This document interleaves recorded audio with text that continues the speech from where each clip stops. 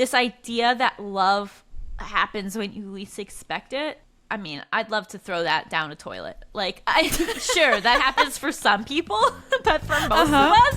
Welcome to Sleeping Around, where we offer a peek behind the curtain of modern sex and relationship therapy and research, bringing you insights and conversations otherwise reserved for the therapy room. I'm your host, Elena Joy, a Master's of Counseling Psychology student, content creator, and lifelong sex and relationship nerd.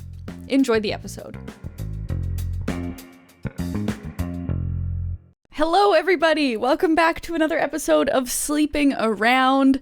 Today's interview is such a fun one. You know her, you love her. Allison Raskin is our guest. She is a New York Times best-selling author and a leading voice in mental health advocacy, in addition to being an accomplished screenwriter and content creator. She co-hosts the popular podcast Just Between Us, which I've actually been on an episode of Just Between Us, if you want to go and seek that out. And she's also created the Emotional Support Lady Instagram and Substack. Her latest book, I Do, I Think, Conversations About Modern Marriage, will be released by HarperCollins this month, October 2024. In this episode, we talk about everything from OCD in relationship to modern marriage, things like gender roles in modern marriage, the questions that you need to ask before getting married. Is marriage forever? Should we normalize divorce? We discuss how to disclose mental health needs in relationship and the push and pull between accepting a partner for who they are versus pushing for change. I really enjoyed this conversation. Allison is such a joy, and so I hope you do too. Without further ado, here's the episode. I have watched your content honestly for over a decade, I would say. Oh my God. I was Just Between Us OG. Like, I was there at the beginning. That's so amazing. Yeah, I mean, we just hit 10 years this April, so. Okay, so that makes sense. I was like, I think it's been a decade that I've been watching you and Gabe. Like, I'm very excited to get to sit down and chat with you about some of the areas of expertise. Oh, thank you. I'm learning to accept the word expertise when it comes to all this stuff. That's hard for me, but I'm leaning into it. Okay, so what are the areas that you would say, okay, I'm leaning into expertise? I'm kind of comfy with saying I have expertise in this area. What, in your words? So I'm trying to claim the term relationship expert because I feel like that's how they want to quote you if they want to use your quotes in articles. Right. Okay. And so in order to be in more articles, I'm trying to lean into that. But obviously, I mean, expert's a tricky word, right? Because it's like, when does that happen and who agrees? But at this point, with the master's in psychology and 2 books about the intersection of mental health and relationships down, Gabe told me that I have to start saying it. So I'm trying to. Okay, then I'm going to second that. We have Allison Raskin, relationship expert, on the show with us today. Could you tell me a little bit more about your work, the kind of stuff that you do? Yeah, so mental health has like always been a part of my life because I got diagnosed with OCD when I was 4 years old. So I don't really have any memories of not being mentally ill. And so that was sort of a thing that was happening in parallel with me building my life and career as like a writer and creator. And when we were starting Just Between Us, you know, it was a lot about our lives. And so obviously the mental health of it all ended up being a part of that. And 10 years ago, people were talking about this stuff, but maybe like not as much as we see now, which is awesome. So I was like, oh, I should lean into this. It seems like people like talking openly about OCD, anxiety, depression. Like, if this feels like maybe this is something people want more of. And then I decided 2020 or the end of 2019 that the entertainment industry is a wild, unpredictable place, and maybe it would be smart for me to have a backup. And so I went back to school to get a master's, originally in clinical psychology, thinking that I would become a licensed therapist. But in the midst of the program, I realized that like I had enough kind of going on that I didn't need that necessarily, at least knock on wood. So I switched to just a master's in psychology because I also realized that for me, I really like approaching my mental health advocacy from more of like a macro level, where it's more like writing and books and webinars and things that are like for multiple people rather than the one-on-one work that's often done when you're a clinician. Yeah. There's just a lot of limits to when you're a therapist in terms of like what you're able to share about yourself. And so much of what I do is through the lens of my experience, and there's liabilities. It just felt like, maybe the macro is more my speed. Listen, normalize changing your mind. Like, exactly. And then I think, the shift into the more mental health part of my career also happened when I started my Emotional Support Lady Instagram account, which was a place I wanted to sort of like share what I was learning in school and also my experiences. And then that's now become a Substack. And then my first nonfiction book, Overthinking About You, was all about the intersection of dating when you have OCD, anxiety, and depression, and sort of like how our mental health and our romantic relationships really impact each other in a bilateral way. And then my next book is coming out in October, and it's all about modern marriage and sort of like why we keep doing it. And if we're gonna do it, how do we do it in a way that's more individualized rather than just like buying into the institution that has a lot of kind of harmful history? You've touched on so many things that I want to ask questions, want to comment, want to say, like, same. I also have been in the entertainment, the podcasting and YouTubing and, doing all of the kind of social media things. Thought to myself, could use a plan B, started going back to school. I'm currently in a master's of counseling psychology, working toward becoming a therapist. So I'm like, oh, wow, okay, tick, tick, tick. I understand. I'm with you. And then with a book on modern marriage, you yourself are married, correct? Yes. So okay. The catalyst for this book was basically I got engaged in 2020. And then my fiance like abruptly left 6 months later. Okay. And so my relationship to marriage really changed through that, because it had always been this huge goal of mine and something that felt like, oh, well, once that happens, then I'm safe, right? Then like, I can like relax into the rest of my life. And then to have like the rug kind of ripped out from under me, I was like, like what is my relationship towards this thing if it's no longer like what I wanted it to be? And is it something I still really want? And the answer was yes, I still really wanted it. You can ask my now husband. I was very aggressive about still wanting it. You're like, and the answer was no, but we, I guess, did it anyway. Yeah. And so as I was writing the book, I was also moving in with John. I was getting engaged with John. I was planning a wedding with John. I was getting married to John. And so it was like really interesting to sort of like approach it from not an expert lens, but instead like an investigative lens, where it was like, how do people do this? Someone please tell me. Oh my, okay, well, can you tell me? Because we've got like a mirror up here. I was also engaged back in 2019. Yep. Engagement ended in 2020. Didn't last super long because turns out, oops, I'm a lesbian.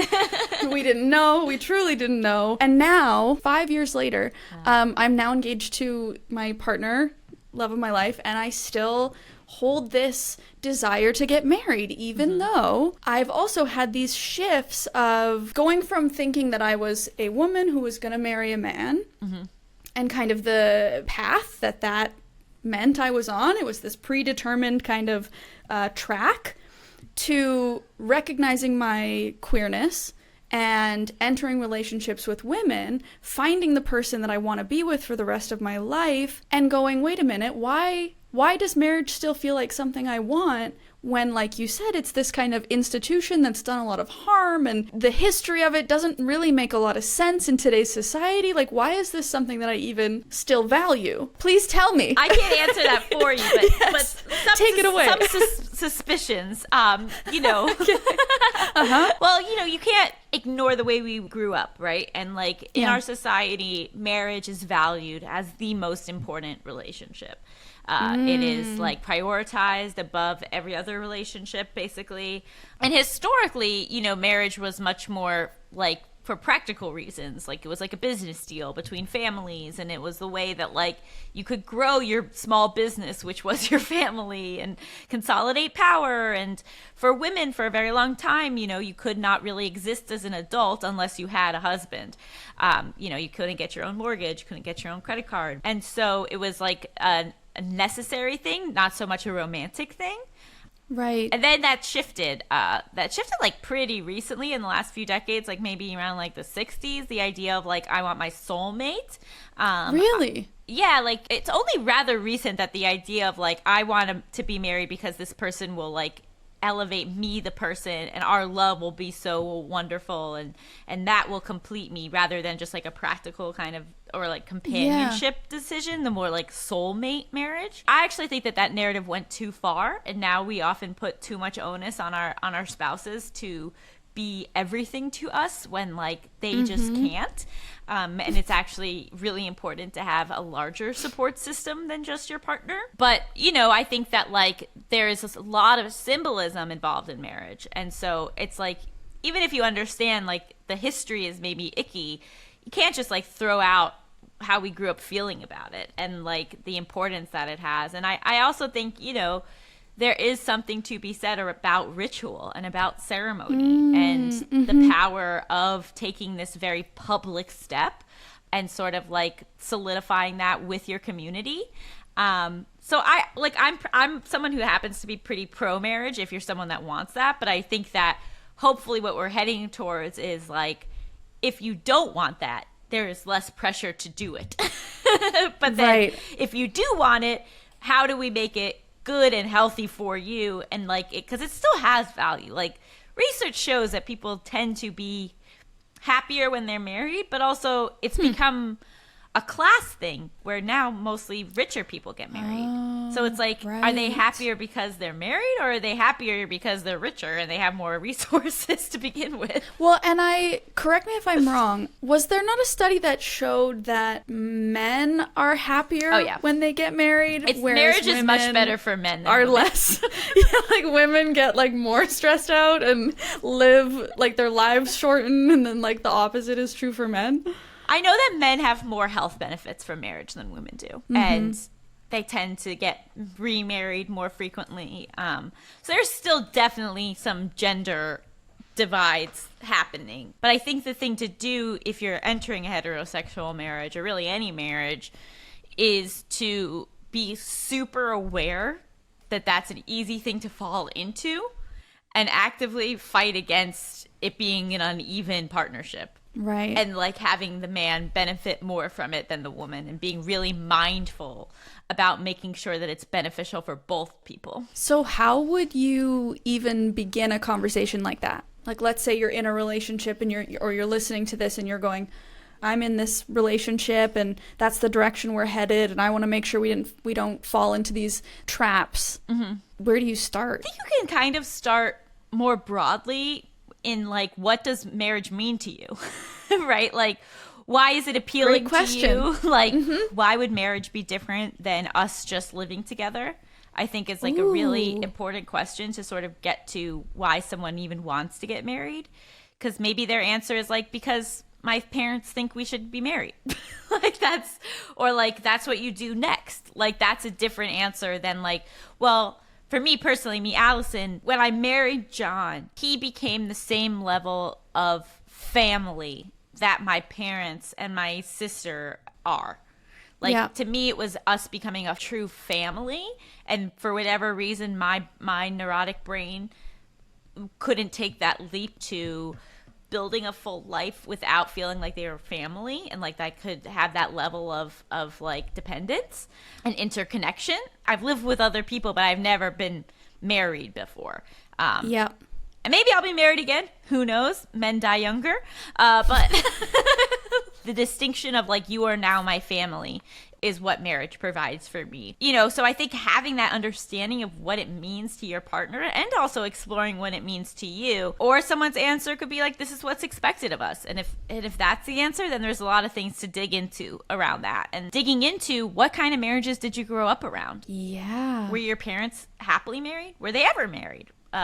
If they were divorced, what impact did that divorce have on you? Just sort of like, because even if you don't get married, marriage impacts us, because a lot of people are married, and we grow up with marriage being a lot of people's goals. So sort of like doing the work to be like, okay, but what do I actually believe, and what do I actually want for myself, rather than like, what have I just absorbed. And you're also, in having that conversation, you would be getting at your partner and possibly the expectations that are in place that we might not even recognize. Like you were speaking about initially wanting marriage because you're thinking, well, this means security, this means forever.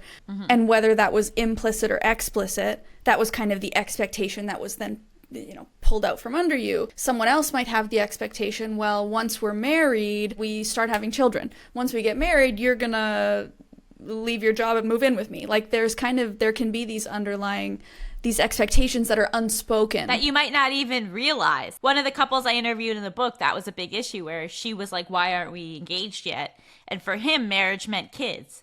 But for her, it didn't. And so like they had to figure that out, that like they could be married without having to have a family right away. Whereas like he had like made this assumption about her that wasn't true. And so I think that that's really helpful. And I mean, even questions of like, did you grow up in a family where the men watched football and the women cleaned up? And if so, is that something you intend to continue? And look, there are some people that really flourish in traditional gender roles. Like I would say my sister and brother-in-law are very traditional gender roles and it really works for them. For other people, maybe that's not what they're looking for. So even just like such a weird example of like after a party, who's doing the dishes is sort of like important to know if you're gonna spend your life with somebody and have a lot of parties. Right, both of those things. If those things come together. Well, and even something like, that makes me think of the idea of kin keeping. Who brings the family together? And if you each expect the other one to do it, it's just not going to happen. And then is there going to be resentment? And totally. And just like, even identifying that, like, I understood what you meant once you were explaining it, but I was like, kin keeping, like, even just like having these new terms, it just like makes it easier for us to have these important conversations that I think our parents and our grandparents weren't really able to have. Yeah. Earlier when you were talking about kind of how you got into this work, you mentioned an OCD diagnosis at 4 years old. Two-part question. Part one, can you just tell us a bit about OCD, your experience, what that's like in relationship?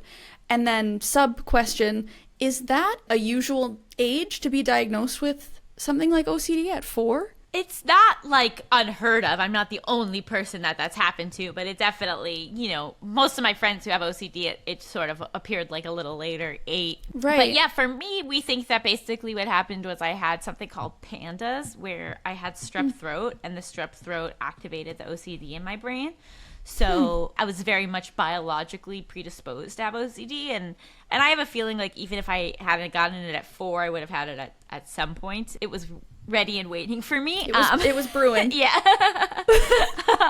My parents were super proactive about it, which I think saved my life. They went to the pediatrician and were like, what's going on with this? And the pediatrician was like, let's tender for testing. And we took a family trip from New York to Baltimore so I could meet with some top guy at Johns Hopkins who was one of the first people prescribing medication to kids. I mean, Prozac hadn't even been on the market for very long by the time I was being prescribed it, and especially to prescribe it to a preschooler. I was very lucky that they treated it the way they would have treated a physical issue. And that there was no denying that this was something that had to be addressed. There was no shame around the fact that we had to address it. I don't remember ever really keeping it secret, if that makes sense. Probably because part of it is that I can't keep secrets. Yeah. But the structure of OCD, and there's so many different ways that it can manifest, and there's so many different subsets of it. But the basic thing that, separates it from something like anxiety is you have an obsession, a thought, something, and then in order to soothe yourself and lower your stress, you engage in some form of compulsion to feel better. And so my primary subset that I still deal with a lot is contamination OCD, right? So for me, the obsession is, oh no, my desk chair is dirty because I sat in it when I was dirty. And then my compulsion is I'm going to clean it with a Clorox wipe and then I'm going to feel better. But that can also look like I'm worried that I'm going to kill my mom if I don't not step on the cracks in the sidewalk. There's harm OCD, there's scrupulosity OCD, which is an obsession with, for some people, morality, for some people more religious morality. So there's so many different ways that it can manifest. But for me, my primary is the contamination, and it's been much worse since the pandemic. Oh, no kidding. Yeah. Is that what showed up immediately after pandas? I think I always had that. I think, because I remember like I once like got like a treat of like getting a stuffed animal because I had touched the floor, like I went to like exposure therapy when I was a kid, and like we would like went to the Hudson River and like put mud on my legs, and I had to like put like floor cleaner on me, like, so definitely the contamination was always a part of it. But there are also things of like I couldn't tell my parents I loved them because I didn't know what love was, and I didn't want to lie. Lots of black and white thinking about the world, and a lot of rigidity about the way things should be. And if it's not that, then you're bad, and I can't be associated with bad. Yeah, and everything's going to fall apart around me in one way or another. And I saw online somewhere you were talking about specifically relationship OCD.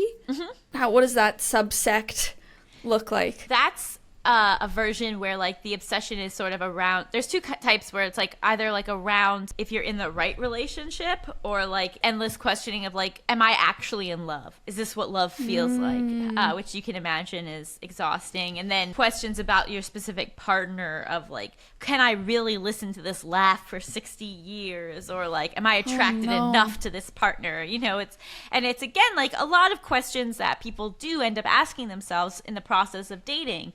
But the difference is the stickiness, that it's not like a thing that you can ask and then you can be like, yeah, this feels like love. Yep, next thing in my day. Right, exactly. It's not being able to get past it and then potentially doing things to try to get certainty on the question. So maybe like setting your partner up for like tests of like, are they going to answer this question in a way that will prove that I'm in love, or that they love me enough, and just like constantly looking for proof of that, which can be really, really detrimental to a relationship. That's actually like a big focus of mine too, is like I talk about that and overthinking about you. And by the time this comes out, I'll have done like a webinar with this wonderful therapist about it, because it's already really hard to be in relationship in 2024. But then if you're also dealing with ROCD, as they call it, or relationship anxiety, you might end up in a wonderful relationship and then you kind of self-sabotage because you can't get those obsessions under control. Even just the ability to be like, oh, that's a ROCD thought is powerful, because then you don't need to give it the same level of attention that you give a regular thought. Oh my God, I have so many questions. You mentioned exposure therapy for the contamination OCD.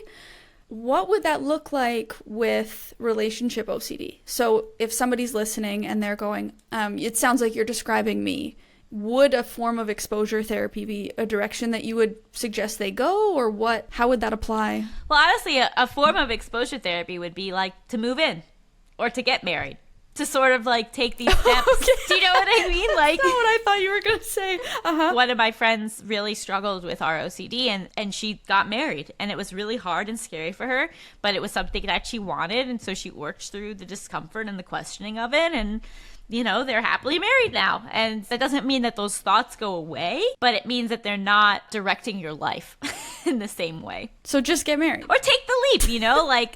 take the leap. Take the leap a little bit. I think another big thing is knowing that these questions won't necessarily have answers, right? So what is the right relationship? I can't tell you that.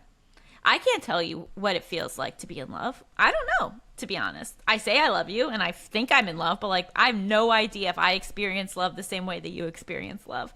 And like accepting that, I feel, is an exposure in and of itself in a way. Yeah, 100%. You're also mentioning that being able to label these thoughts as, well, that's ROCD or that's OCD takes away some of its power. How does somebody differentiate between this is an ROCD thought versus I'm actually in the wrong relationship? Yeah, how do you make that distinction? Different people will have different answers, but what I go to is this something that could like actually be addressed today, right? So if it's like, I feel like my partner doesn't hang out with me enough, that's probably like a valid concern, because like they could start hanging out with you more.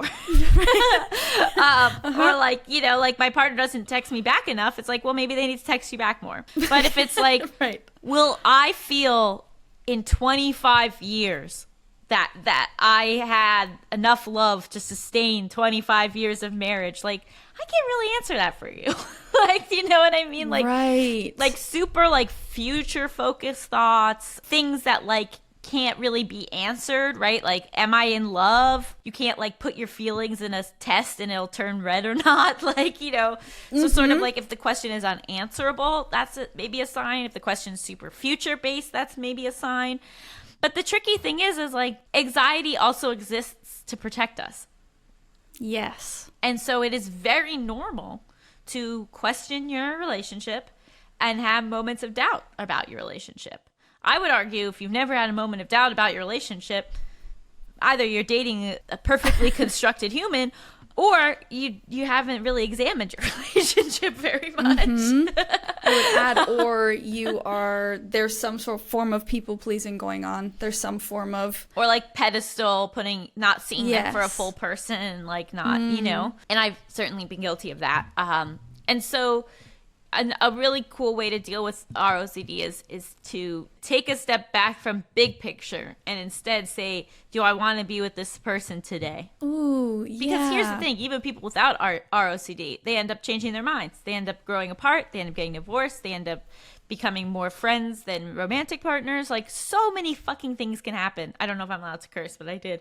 Curse away. So many things can happen in a relationship that we can't control. And that's really scary. And like kind of the scariest thing that you could do is marry another person in a lot of ways. Right. Yeah.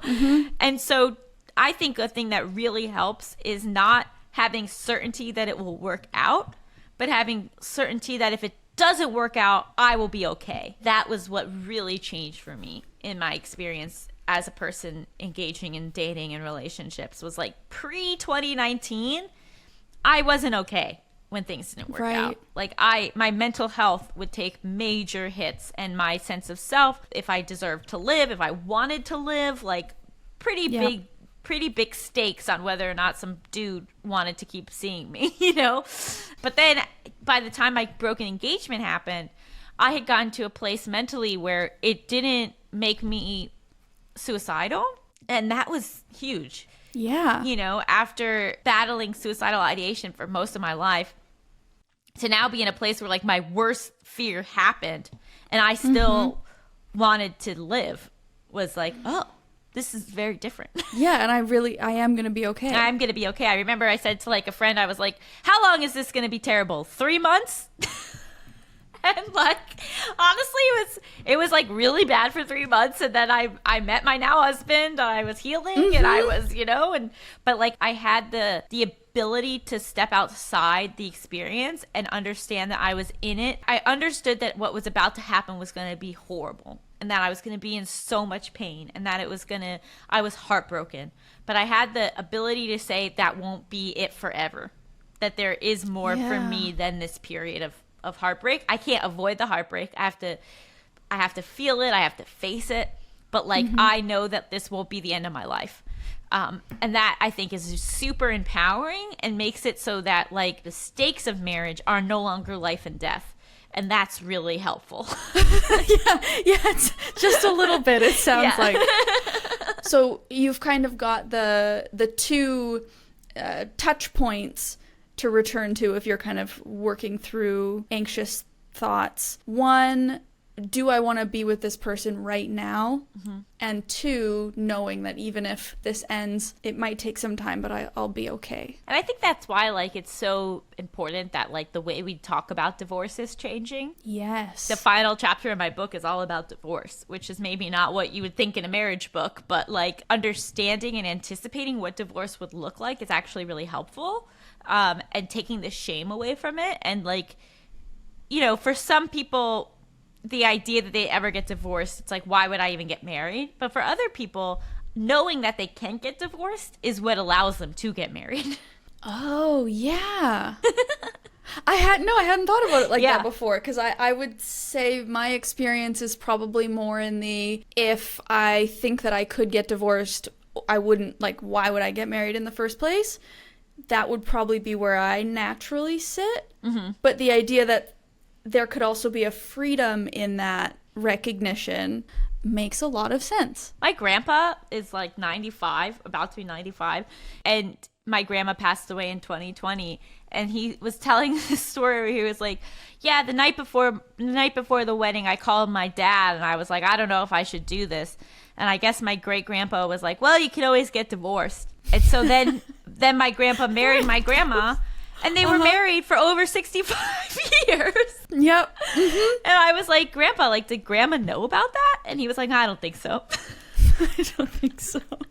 And every anniversary, he's calling his dad, being like, I don't know about this. Yeah. And his dad's like, you can always get divorced. And he's like, but do I want to be here today? Right? Yes. And so, like, that freedom allowed him to go through with it. Like, there's a reason divorce exists. And we shouldn't be afraid to, like, lean into that. Yeah. Because, like, another big thing for me is, like, oh, I know that, like, I want to be married to current John, my husband, right? I love current John. I know current John. I don't know who John will be in 10 years. So how can I know that? You're making me anxious. I'm like, oh, actually, I hate this conversation. I have therapy tomorrow. Okay, good. Write down what's going on with you. But you know, so that's like what's really scary, right? Is like, I can't control how you're going to change and how I'm going to change. All I know is that, like, me today and you today work. But, like, giving yourself the freedom of, like, and if we don't work, that doesn't mean that I'm a bad person, that you're a bad person, that this failed. Like, we tend to only view marriage by the longevity of it. Whereas, like, I think we should view it by the quality. And sometimes marriage is a wonderful thing for people for 15 years. And then for whatever reason, it's no longer a fit. And that doesn't invalidate the wonderful 15 years that people had together. That's so true. And I think you're right that that's only recently that people are, like, dipping their toes into that idea. It goes back to what you had said earlier about kind of changing your mind in your master's program. Going, you know what? This actually isn't the direction for me. And it's okay. Like, I'm not an idiot for thinking I was going to do one thing and then doing another thing. Like, absolutely not. Whereas I feel like, you know, 10 years ago, that would have been the narrative in my brain. And that applies to so many things, right? Like, I get questions in that vein around sexuality a lot. Like, how do I know if I'm gay? I want to use this label, but I'm scared. I don't know about my pronouns. I don't know this. And it's like, I wish that kind of this narrative of, it's okay for something to work now. It's okay for something to work for 15 years and then stop working. And that's okay. I mean, that's all other parts of our life, right? Like, we change jobs, we change workout routines, we change our diets. Like, very few things remain completely stable and the same for our whole lives. That's another touch point. I'm like, we got snippets to take from this. Put them post-it notes on the fridge. So you had mentioned kind of the intersection of mental health and relationships and how those two things bilaterally, was that the word you used? Yeah, I don't know if I used it correctly though. But I'll take it. I took a risk with that word, I'll be honest. You impressed me, so we'll just say it was a success. I think I meant bi-directionally. Bilaterally, okay, that's for sure a word. Okay, let's look it up. Bilaterally. Okay, oh yeah, in a way that involves or affects both sides. Pretty good. Look at you. Nailed it. Can you say more about that generally? And specifically, I'm wondering about kind of the beginning of the relationship and how forward does someone be with their mental health, with kind of where they're at. Yeah, so this is like a whole chapter in the book of like, how do you talk to your partner about your mental health? And which, by the way, everybody, the book will be linked in the show notes. If you're watching this on YouTube, it'll be linked in the description. Everything that we talk about, all of Allison's links, they will be there if you want to check any of this out. Oh, please. Pre-order my book. That helps a lot. But my first book, there was a whole chapter about that because, you know, I think I used to share from a place of fear where it was like, let me tell you everything about my mental health history so you can either reject me or not. Okay. And now I really think that people need to share from a place of, this is almost like a present that I'm giving you, that I'm letting you get to know me. And that's a privilege rather than like, let me put this out there so you can reject it or not. You want to not be sharing compulsively. You want to be sharing from a place of control where like you decide what you share and when you share it. And I think that there's not a hard and fast rule of like date 3, share that you know, had an inpatient time. Like, I think instead it's really about what type of relationship you're forming.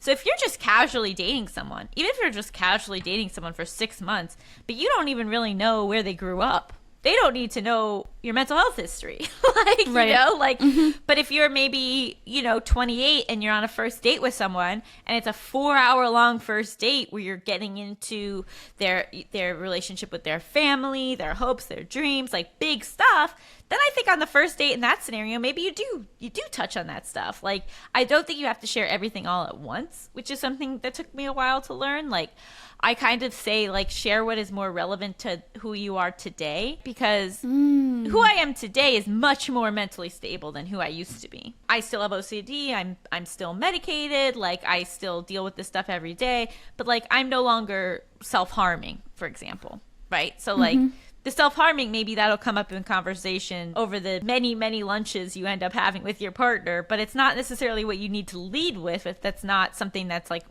relevant to who you are right now. Right. And then I also think the really, really big thing is it's not just about you and how you share and what you share. It's how they are receiving the information. If I start to share something with you and you're not really paying attention, or you're not really acting engaged or asking any follow-up questions, maybe I stop, right? Like, you right. haven't earned more info. But if like you're really paying attention, you're holding space for it, you're curious, like, then maybe I'm going to share more than I would normally on a third date, because you seem like someone that's safe to tell these things to.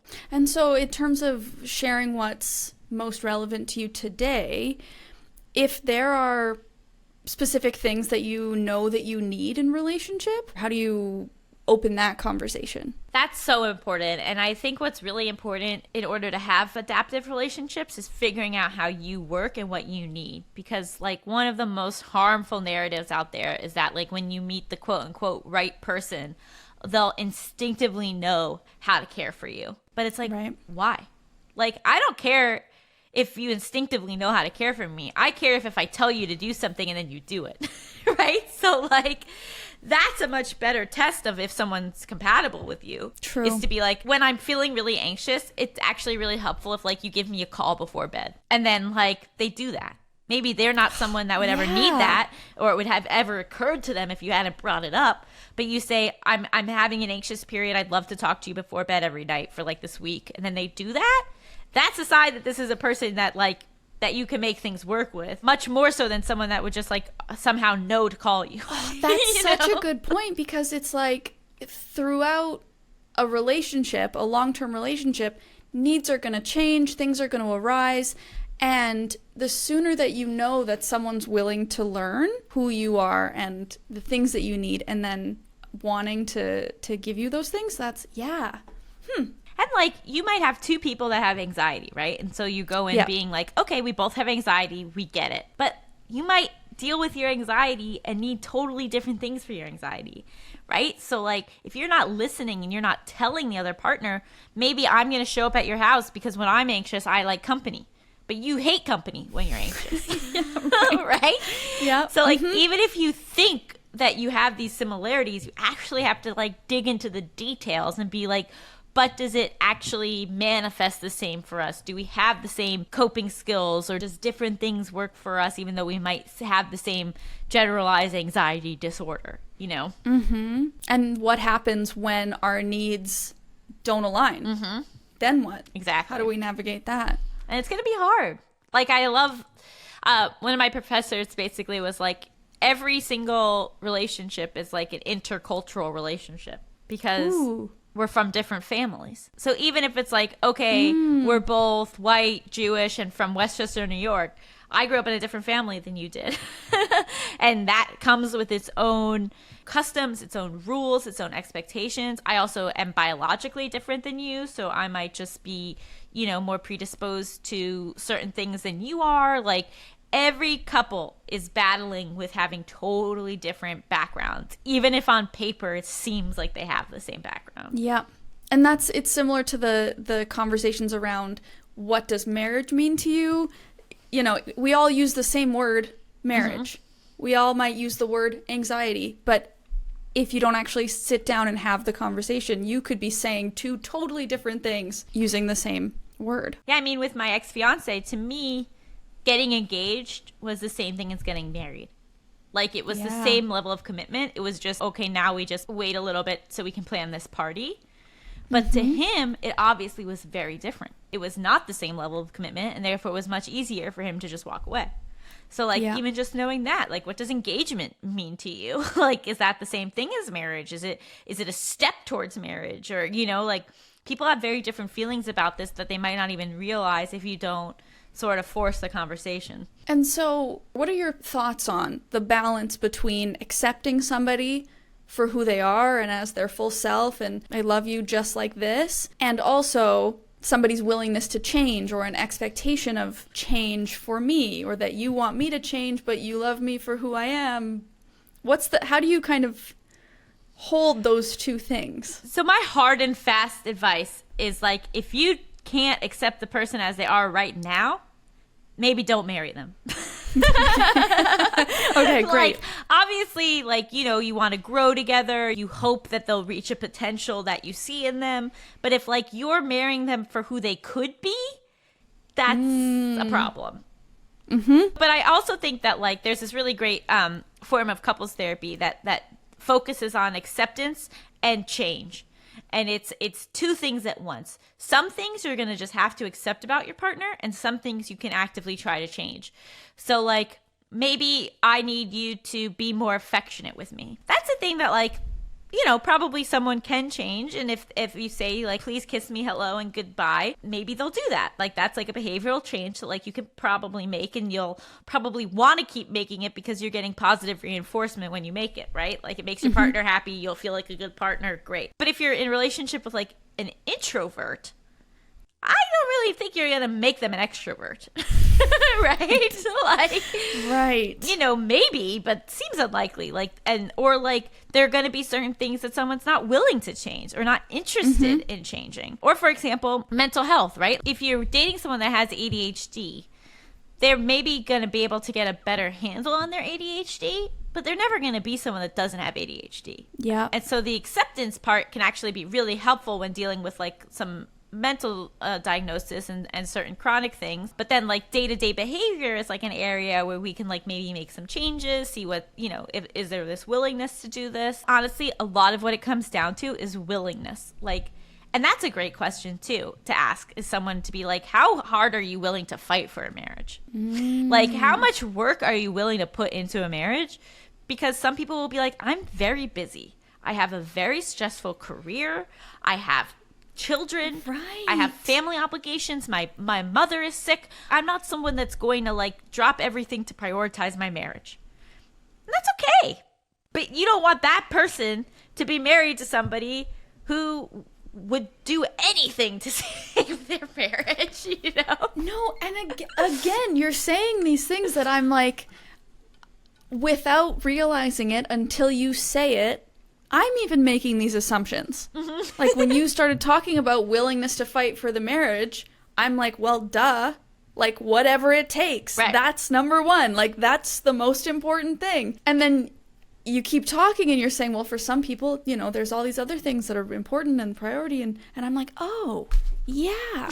That's a conversation that people should probably have. This is not the default. This is not a given. This is just one person and probably a lot of cultural influence, right? And also, like, some people will be okay with having a pretty unsatisfying marriage. Right. You're not that connected. You're not that big of a part of each other's lives. Like, yeah, you're married and you but, like, it's really so that you can, like, have dual incomes and raise your kids and look like you have a successful adult. Yes. And then there'll be other people that are like, no, like, I want partnership. I want connection. I want intimacy. I want this person to really be a part of me. And, like, again, two totally different things. And so, like, if these people are married to each other and then the marriage is, like, not that great, the first person will be like, well, yeah, I never thought marriage would be that great. And so if we're kind of disconnected, who cares? Whereas the second person will be like, what are you talking about? Marriage is everything to me, you know? Yeah, that was the whole point. That was the whole point for me, you know? That's why I'm here. Right. Yeah. Okay, a bit of a sidestep here. In your work that you've done within your areas of expertise, we know you have them. If there was something that you wish everyone would know, what would it be? A lot of people that have struggled with their mental health think that they should take what they can get when it comes to a romantic relationship. I have all of these issues. I should just be lucky that like anyone would want to be with me. And so I really like to push back against that, because honestly, a lot of us who've had to deal with our mental health actually have the tools to be a great partner, right? Because we've had to look within ourselves. We've had to figure out how our brains work. We've had to maybe struggle socially only to then get better at having relationships. And so this idea that like, take what I can get, I'm of lesser value. I'm like, no, you're of as much value. Plus you might actually have some tools that other people haven't had to develop. No, you're so right. And that speaks to this idea of, again, even in relationship or divorce, quote unquote success versus quote unquote failure. You're learning the skill set. So somebody who maybe has been engaged before, has been married before, has had multiple long-term relationships, might come into a new relationship thinking, oh man, I'm used goods, or some form of that. When in reality, maybe you have more experience being in long-term relationship. If you struggle with your mental health in various ways, maybe you have more experience in communicating your needs, or in self-reflection, or whatever the tool is. All those things. Yes. Yeah. Even if you know that you have needs, whatever they are, and in your mind you might think, oh, I am a high needs person, or I need all of these things that other people don't need. Just knowing what you need. And knowing how to articulate it. Yeah, exactly. Yeah. Exactly. Because there are also so many people that question is foreign. You know, what do you need? I don't know. You should know. You're my partner. You should just know. Exactly. And I say, like, about me and John in the book, you know, I'm like, yes, like, our relationship has been, like, really kind of easy in a lot of ways, but it's not necessarily because we're so meant to be together. It's because we both learned how to be good partners. So by the time we met in our early 30s, we knew how to show up for another person in a way that if we'd met at 24, we probably wouldn't have. And it wouldn't have been as smooth sailing. It's almost like you're not like putting yourself down, but you're trying to be like, no, actually, this was a lot of work. It's like the same energy as instead of someone saying like, oh, I got really lucky, saying like, I actually worked really hard for a really long time. Yeah. And I think that's another big thing I want people to know is like this idea that love happens when you least expect it. I mean, I'd love to throw that down a toilet. Like, sure, that happens for some people, but for most of us, it's something you actively have to look and search for and treat like a job. Dating, unfortunately, is often not fun. Like, it's like going through a lot of job interviews. There's like a mission, there's like something you're looking for, you know, like you're gonna get excited about things that aren't going to work out, and so like you feel silly because you only went out twice, but you're like grieving, but it's really you're grieving the fantasy of what it could have been, which is valid and hard. But like we have this go get 'em attitude in all other aspects of our life, but then for whatever reason there's this message that like you shouldn't try that hard to find love, when like yeah, you have to. It's hard. I want a whole segment of things Allison would like to throw down the toilet. Yeah. I think we should like redo the whole ending here and just have that be a new segment. Soulmates down the toilet. Yeah, soulmates gone. Divorce is a failure gone. Gone.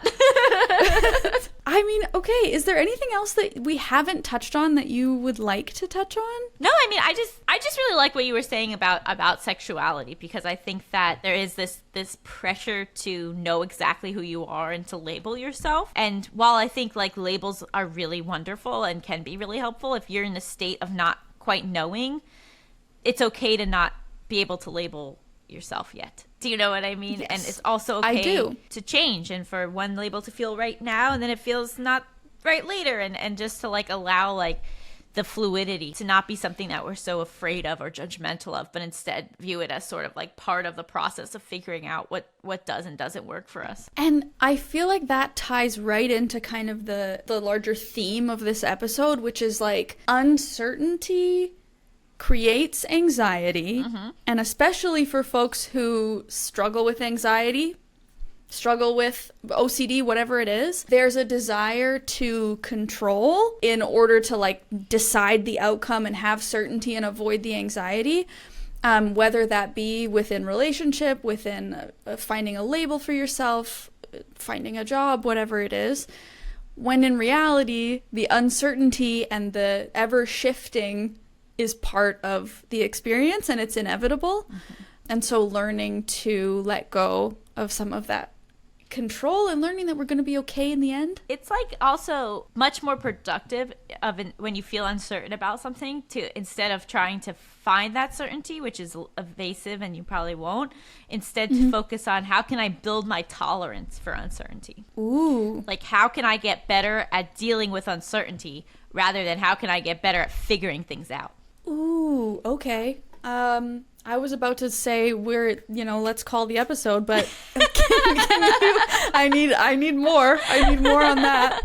Do you have any like practical tips for how somebody would become more comfortable with uncertainty? I think like looking at past experiences, right? Like periods of your life where things haven't gone the way that you wanted them to, but the fact that like you were able to deal with that, kind of taking a strength-based approach rather than focusing on your weaknesses of like, oh, like future me will be able to deal with that. So that's a thing I love to do. I love to be like, that's an issue for future Allison if that happens. Okay. Present Allison's eating ice cream.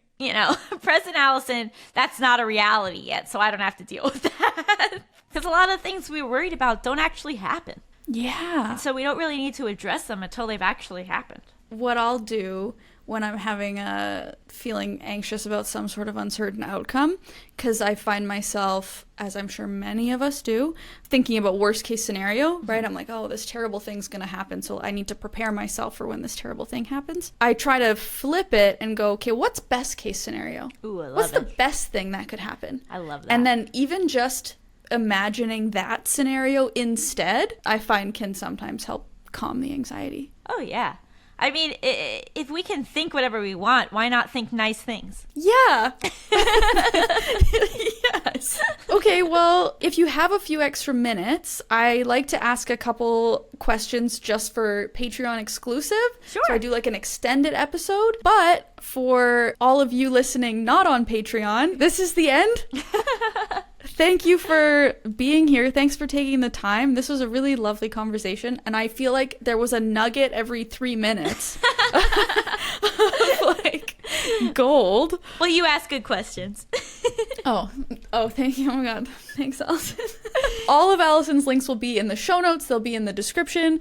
Her new book, I think Conversations About Modern Marriage, is coming out. When does it launch? October 15th. Okay, that will be linked in the description. I'm going to get myself a copy for sure.